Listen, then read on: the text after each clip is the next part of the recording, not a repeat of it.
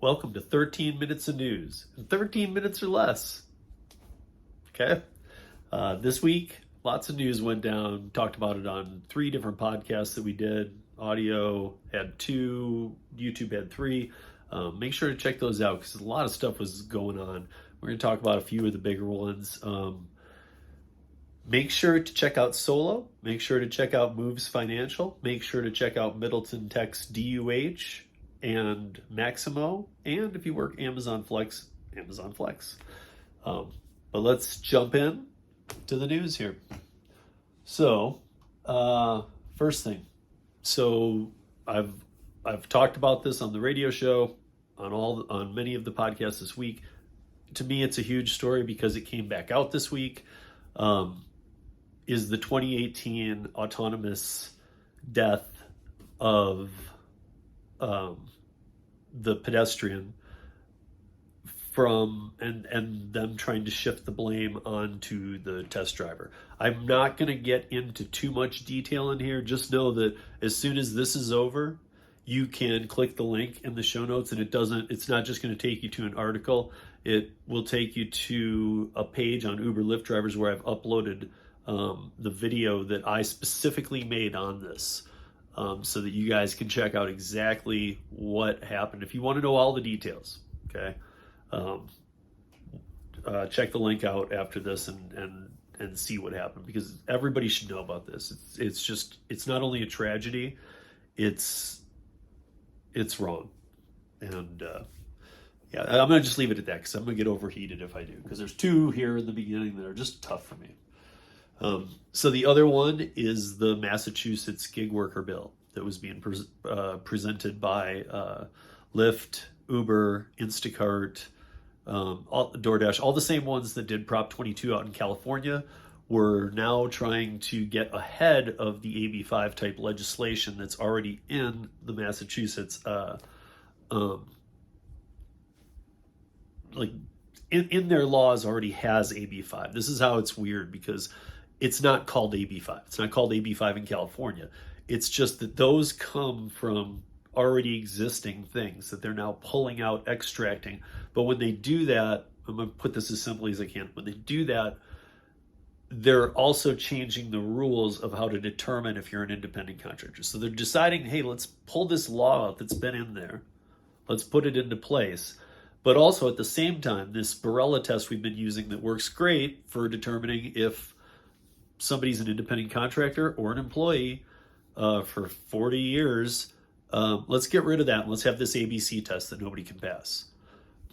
So I won't go too far down the tunnel because, again, you can go to any of the pieces that I did this week. This was a primary focal point of mine. So everything I think this week has something on this.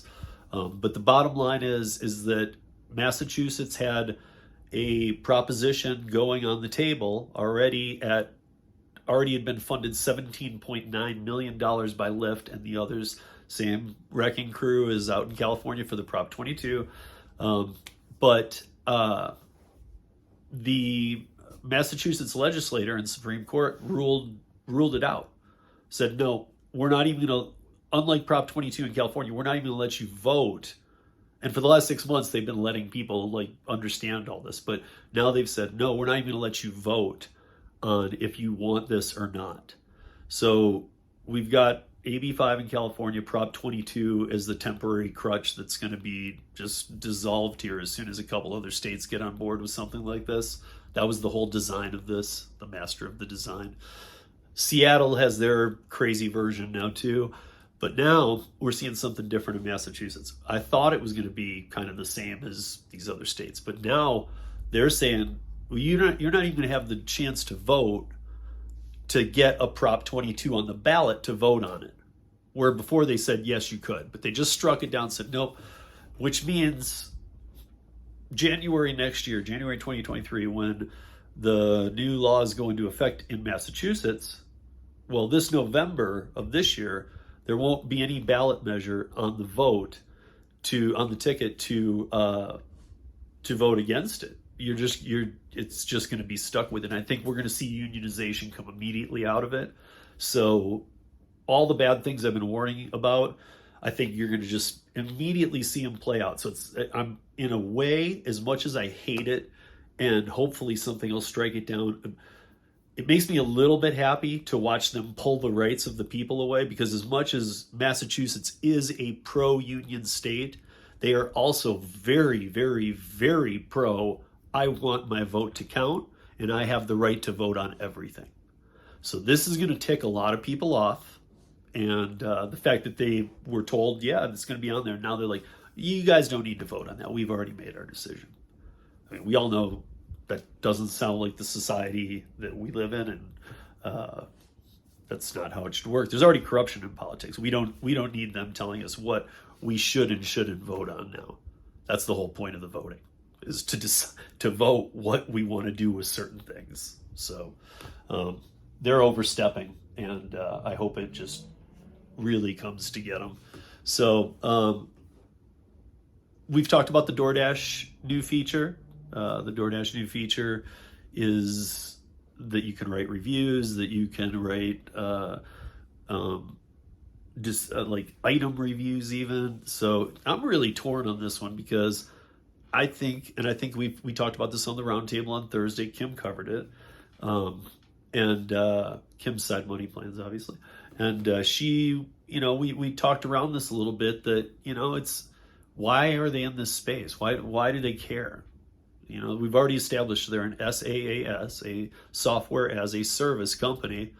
Why do they care about the ratings and this, that, and the other? And like, all of a sudden, what? Like, you're going to have top rated food. You're going to have, again, my comment to this whole situation was, no matter what they learn out of this, unless it's for them, then okay, then I get it. Or I get why they're doing it.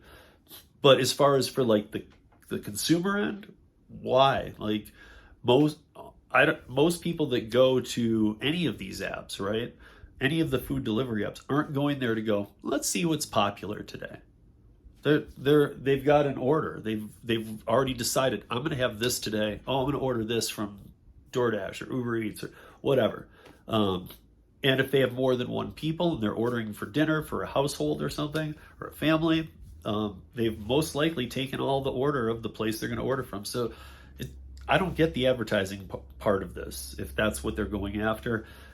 I see it more as they're probably going after statistics of drivers, or even the restaurants, like which restaurants are never ready on time, which restaurants, but they already have that kind of analytics, but I'm guessing they're trying to go even deeper. So we'll see.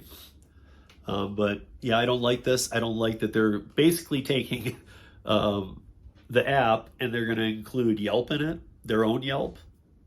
It doesn't make sense. It doesn't make sense. And it's just these same things we always talk about, where companies shouldn't go. We talked last week about the robots in California, the Uber robots, the little mini trash cans. And then we saw 2 weeks ago, then we saw the homeless guy that had the fight with one and kicked it in the river. Oh, that's a beautiful story. I hope it had a dinner in it. Because these things are just a joke. I mean, and here's why I'm even on this subject, is because Grubhub, as they just sink and fail and sink and fail and sink and fail, they decided, hey, we're going to do robots too. So they've teamed up with a robotics company, and they are going to try to provide all the meals for Ohio State University. For those of you not familiar with Ohio State University, I'm from Michigan. I'm not University of Michigan. I'm not a Wolverine. I'm a Michigan State Spartan. But no matter where you are in Michigan, we like the people, but we're not real friendly with Ohio State University. All three that I just named are Big Ten schools. Ohio State University Buckeyes it's a huge school. Their undergrad I think it's close to 100,000. So that's a very, very, very big school. But they've decided that this might even take away the need for lunchrooms or this or that or cafeterias on the campus, because the robots can deliver it all. Now, I've seen these robots. They look like stroller wheels attached to a cooler. This time it's not a trash can. This time it's a cooler. So we have the trash cans versus the coolers. Trash cans versus the coolers. I got to find a price on these things too, because when I look at them, there's just no technology. It's nothing more than like a radio controlled piece of crap. There's two stories going around. There's one, and they both come from sources I use often. One says rideshare drivers are not coming back at the right pace. The other says rideshare drivers have no business because customers aren't coming back.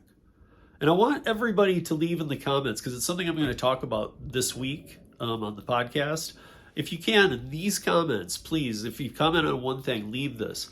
Do you think, even if you don't do it, and you're just taking a guess, I'd like to know, what do you think? Do you think rideshare's back or that the drivers are back in most markets, but there's not enough people back on the platforms? Or do you think that drivers haven't found their way back to the platform yet, or don't want to come back because of the pay or whatever issues, but the passengers are back? So is it the passengers are back and the drivers aren't, or the drivers are and the passengers haven't come back yet? Which way do you think it is? I'm very curious to know. And last story I got here, guys. The Amazon, what city is it? Oh, Lockeford. So Amazon is going to test the drones. Gary delivered this to us on a roundtable a couple weeks back. And I guess I wasn't really thinking, had they targeted one city? Where is this going to happen? You know, I know that they've tried a couple things here and there, but they have now targeted one city in California. So I will say, look out, Lockeford, California. Look out, Lockeford, California, because you are the only test city that's going to happen with drones. And they got a ton of them coming from Amazon. However, you can beat it. You can beat it because you have to opt in for drone delivery. So do not opt in for drone delivery. Do not take away people's jobs. And do not opt into this. It's costing the FAA a whole mess of logistics to have to deal with this, and I'm sure they're going to get some money. And DoorDash or Amazon is, I'm sure, going to have to offset some of that payment, whatever. But it's one city that they're doing a test in, and that one city could help to delay this test. I mean, part of the article I was looking at says that we're 10 years too late on this anyway. So that's 13 minutes of news in under 13 minutes. Have a great weekend. See you tomorrow. Peace.